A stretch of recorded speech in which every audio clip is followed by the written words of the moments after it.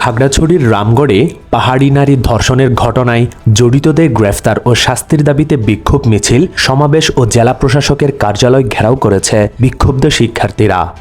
বাংলাদেশ আওয়ামী লীগের দপ্তর সম্পাদক ও সাবেক প্রধানমন্ত্রীর বিশেষ সহকারী ব্যারিস্টার বিপ্লব বড়ুয়া, বাংলাদেশ আওয়ামী লীগের ত্রাণ ও সমাজ কল্যাণ সম্পাদক আমিনুল ইসলাম আমিনকে সহ আসামি করে লোহাগাড়া থানায় মামলা দায়ের করা হয়েছে।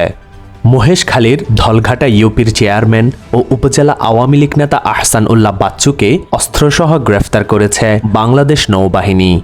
ফটিকছড়িতে কাজ করার সময় 11,000 ভোল্টের তারের সাথে বিদ্যুৎ স্পৃষ্ট হয়ে মোহাম্মদ রমজান আলী নামের এক যুবকের মৃত্যু হয়েছে। বন্যার কারণে 4 দিন বন্ধ থাকার পর গতকাল সোমবার রাত থেকে চট্টগ্রামের সঙ্গে ঢাকার ট্রেন চলাচল শুরু হয়েছে। গতকাল রাত 11:30টায় চট্টগ্রাম থেকে ঢাকার উদ্দেশ্যে আন্তনগর ট্রেন তরুণা নিশিতা ছেড়ে গেছে।